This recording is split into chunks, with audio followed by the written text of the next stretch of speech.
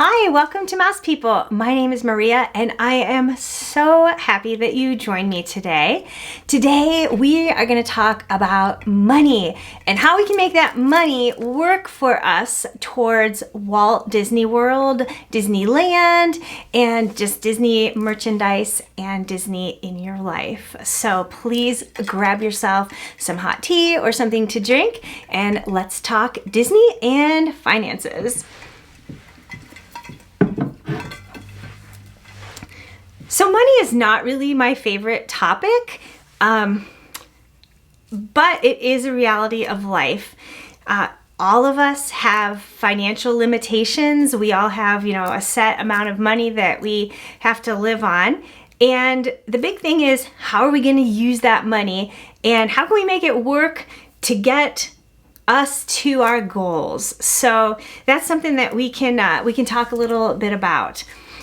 We work hard for our money. We all do. And so we definitely want to make sure that we are putting it into the places that we want. So one of the really best things that we have done is we took a look at this book. It's Dave Ramsey. Sorry, I got the light there. Dave Ramsey's Total Money Makeover. And in keeping with being frugal, I got this book on a digital library loan, like an ebook, so I didn't cost money. It might have been like one edition back, but the same principles still apply. And so I would really encourage you to do that and see if it has some items in there that you can incorporate into your life. One of the things that Dave Ramsey talks about is paying off debt and debt snowball and how to get that done quickly.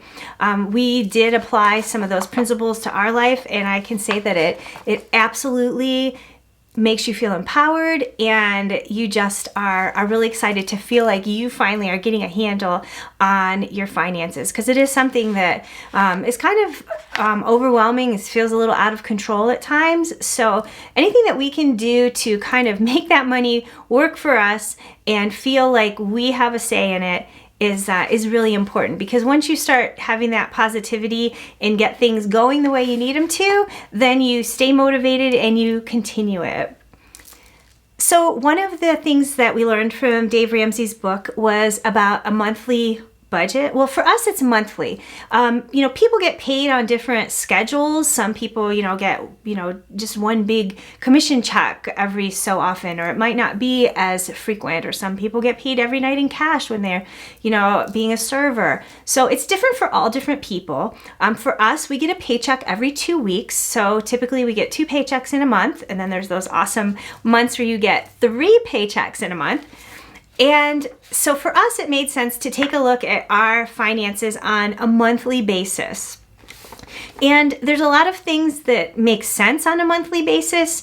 For us, we have a mortgage payment. So your mortgage or rent, whatever your housing is. Basic bills like for us, a cell phone, vehicles, car insurance, things like that are just kind of non-negotiable. They're part of life, and they are things that we need for where we live and for getting to work, those kinds of items. Those are pretty straightforward, and since they're bigger ticket items, we always had a sense, and we knew that those big chunks of money were going to those things. One of the things that in Dave Ramsey's book I hadn't thought about was how much all of the once a year type payments add up. For example, if you have to pay once a year for your vehicle plates, your registration, it doesn't seem like a big amount of money, but sometimes it's hard to come up with that when it's a tight month and things are happening. So if you take that and divide it out by 12 months, well, now maybe you only need to put down $10 a month to be able to cover those vehicle tags and registration and stuff when it comes due. And there's a lot of things like that. For example, Christmas. I was never someone that budgeted for Christmas, but yet every year I found that we were spending money for, gifts for family and friends and coworkers. So instead of having this giant balloon payment in December, January, just knowing that I needed to put some money aside every month is much it's much calmer, because you don't have that anxiety about how am I going to pay for this. And it really helps you examine, like, how much did I spend? Because it's easy to just, charge something and not feel the full impact of how much money we're spending. So taking a look at all of those things in a budget was really important to us and for our journey, because it helped us realize where our money's going, and that some of these things, even though we're like, oh, we don't have to worry about that till July, we do. We need to set aside money each month, so when it comes due, no problem. School fees for the kids, oh my gosh. So you have all of these little different things that you need to put maybe $20 a month away and $10 a month away for, and then you realize there are more expenses than I was counting each month. And again, like kids' back to school fees are non-negotiable. The school has that set amount of money. So, I chose to put that amount of money aside each month so that we're ready when it comes due in the fall. There was a lot of other things that Dave Ramsey talks about. For example, furniture replacement. I never thought about that, but, eventually he said your couch is going to wear out and you're going to need a new couch. Do you have, $10 a month put away for that? Or, you're going to need maintenance on your house, so you should be putting, money away for that every month. Just really basic information that, I just didn't know, and we had not been following. Looking at how much gasoline we use every month so that we could kind of plan that. So he has a lot of great forms in his book. We ended up creating something on Excel in Word or in Numbers on our iMac. And you can see that there's a lot of different categories, and it also has how it is being paid each month. Like, is it coming directly out of the checking account, which is so convenient with so many of our bills nowadays, or is it something I have to actually write a check for, and I got to make sure that we have enough money in the checking account, things like that. And I realized how many different things we had going on and how many different things that we needed to plan for. So that in itself is really important and really eye-opening, because it gives you a realistic view of your finances and what you have to pay, and then where that other money lies, because that other money is where you can start putting money aside for Walt Disney World. So there's a lot of choices. So let's say you've got some debts paid and your finances, and a great thing to do that Dave Ramsey talks about is put money aside in cash, in actual envelopes. Like, here's an envelope for car insurance, here's an envelope for kids' school fees, here's an envelope for car insurance. And then every month, literally put those $10 and $20 bills in those envelopes, because it's there. And then when the bill comes due, you have the cash to pay it. And that is really different. It's really different when you're paying something in cash. There's a very different chemical reaction that happens in your mind and in your body, and Dave Ramsey does a great job explaining it. It's a little harder to part with that money at Target. If I'm handing cash, I'm going to think twice, rather than just paying with a credit card, and then you don't even know the total sometimes when you walk out. So it's a big difference, and there's a lot of little things that can help you reduce some of your costs or know what you're spending to see. In doing budgeting and just figuring out where we want our money to go, we as a family have decided that eating out is something that we can cut out and have cut out of our activities. When we would go out to dinner, there's 4 of us. Kids aren't eating kids' meals anymore. They're hungry. They're growing boys. So everybody's ordering an adult meal plus a tip for the server, and you can easily hit $80, $100. And if you're doing that 4 times a month, that's $400. So that is not something That's not where we want to spend our money. Although it feels like it might be convenient, in the end, it's not worth it for our family. So we make sure that we have groceries and that we're having meals at home. And then we remind ourselves we're going to enjoy some dinners out when we go to Walt Disney World, because we kind of come back to that for a lot of things. Well, would we rather do this now, or would we rather have that money towards our trip? So it makes it a lot easier when you know what you're saving it for and why you're going to kind of give up or deprive yourself of this, because you have an end goal in sight. One of the other things that comes up is there's lots of events and activities, and Disney on Ice is one of those that comes up. So Disney on Ice is an awesome event. I have great memories of going myself when I was younger, that the Zamboni on the ice and that smell that in the iced arena, and then of course the characters and spinning around, and it's just such an exciting event.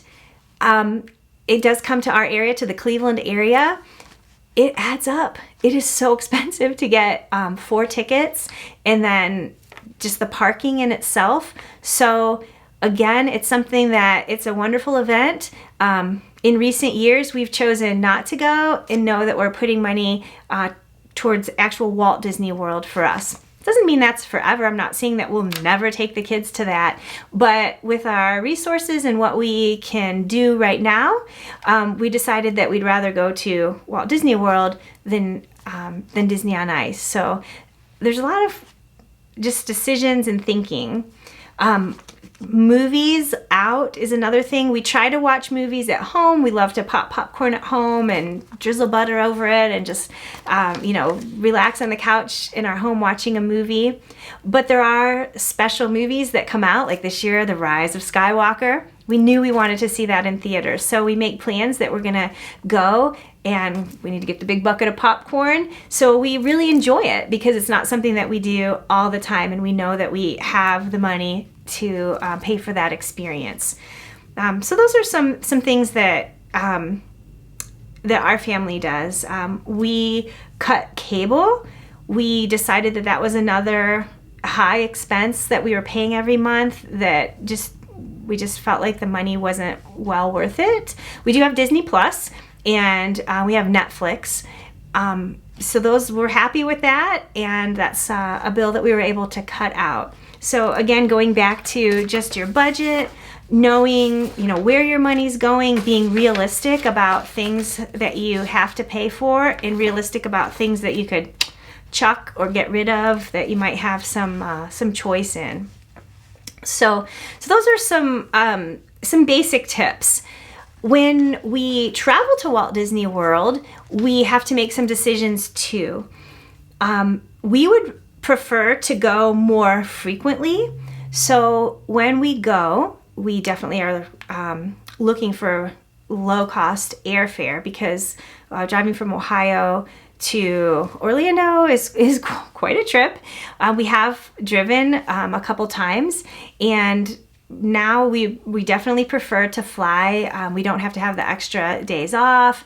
The car, the miles on the car and the gas. Coming back one time, we had a chipped windshield. So, there's just other things to consider. So there's some very reasonable flights that we can get. So we do look for airfare, but we have to factor that into every trip. We have dogs, so we do have a dog sitter that stays with the dogs, so we factor that into our trips. The things that we can reduce the costs of for ourselves at Walt Disney World are meals. There are some amazing table service restaurants there that you can just enjoy some wonderful food.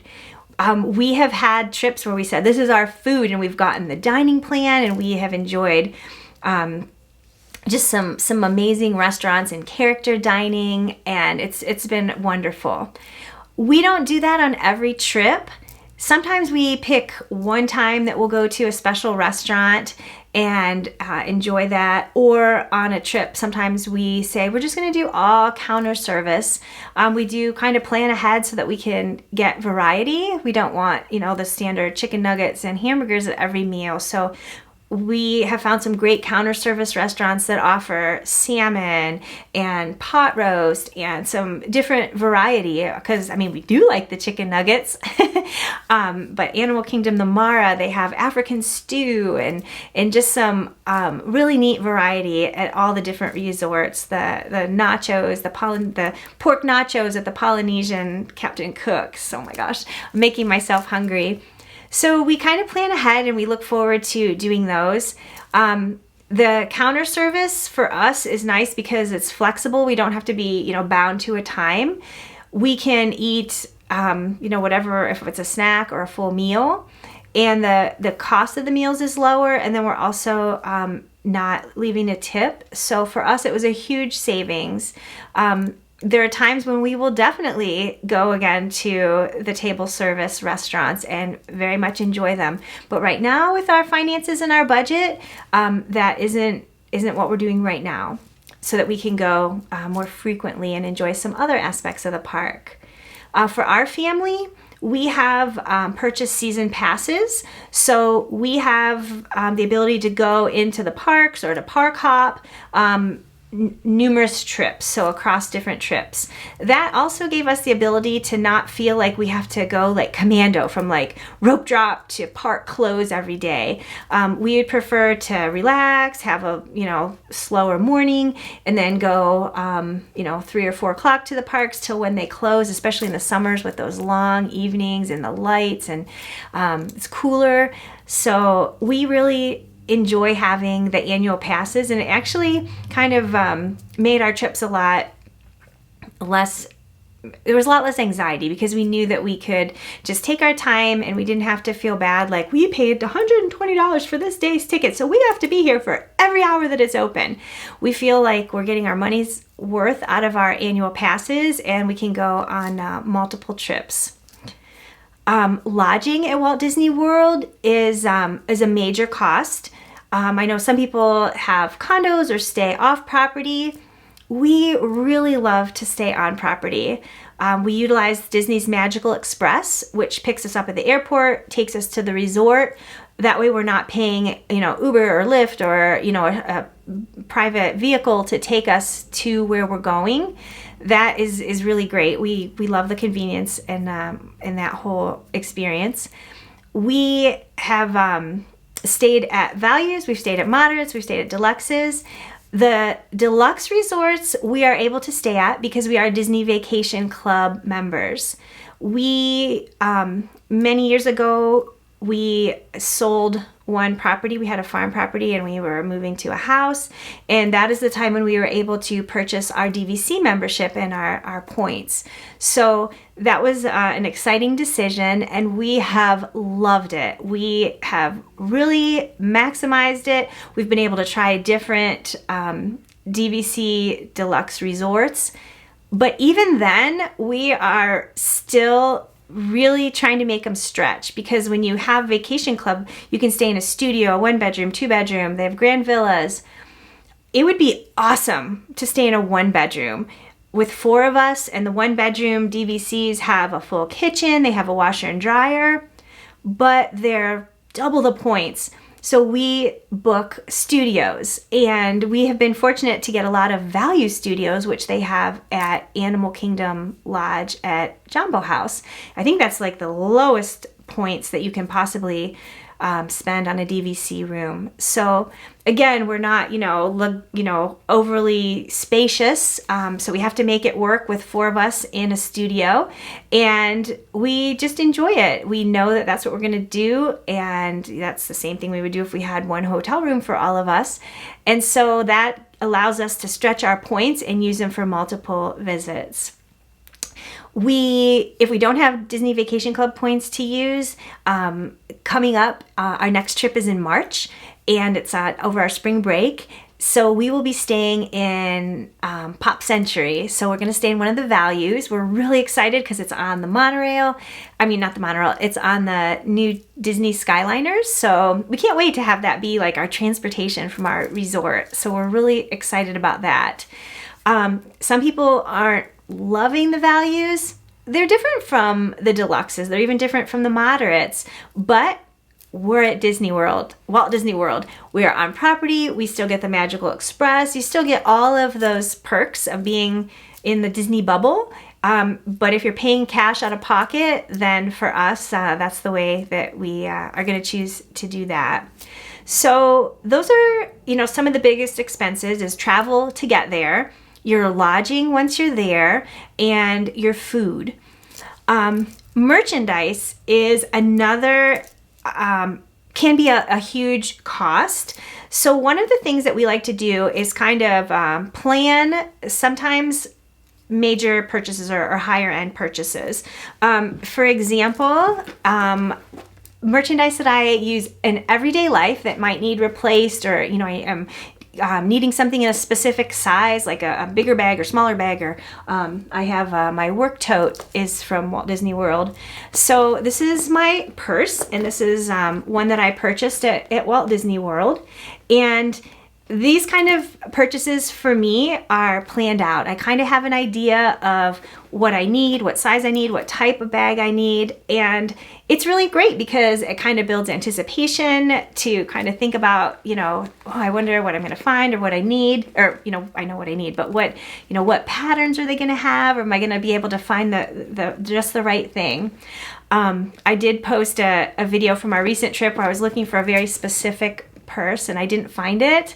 I'm sorry, some of you were a little frustrated that I didn't just go in there and buy something. But that's part of it, is just being mindful for me with what I'm buying, and when I have something specific and if it didn't meet what my needs were, then I'm going to keep looking and know that I'll be back and we'll be able to look again the next time. Because if I buy something for me that isn't quite what I was looking for, I'm going to set it aside, probably not use it. And I'd rather wait until the right thing comes along. Another thing about merchandise is we try to plan things that we need even in our home. This is a good example. We needed a few drinking glasses, and so this is a Splash Mountain glass. And the boys love this. Noah and Abraham each have one, and they enjoy, having dinner and getting their ice water and stuff using their Walt Disney World glasses. So this was at Disney Springs we found these, and just really neat to be able to purchase merchandise or souvenirs on our trip that we know are things that we're going to need in life. Even here at home, if something needs replaced, I recently needed to get some new kitchen pot holders. What a boring thing, really. It's so utilitarian. But, I'm sure they get they get dipped in food, or they get scorched on an end, or kind of, wear through. And so it was time to get some new ones. And so I was able to find some Star Wars pot holders. So I have a Darth Vader pot holder and an R2-D2, and they're really cute. And so this is just one way that I am able to incorporate Disney merchandise into life, but without breaking the budget. Is if I need to replace something, I think, I wonder if I could get a Disney version of that, or if that Disney version fits what I'm looking for. Sometimes it doesn't, but many times it does. So that's fun to do. Especially when it's like hidden Mickeys, where it's like very subtle. I really enjoy that. So maybe someone coming over, I guess, might not realize that it's Disney, but we'll see the hidden Mickey design in it. So that's really fun.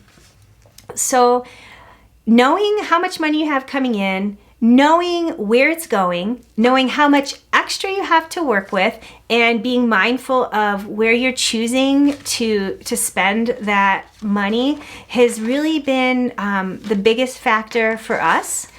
Also, having expectations that are managed, that we're not going to get to stay in a deluxe resort and eat at table service restaurants for every meal.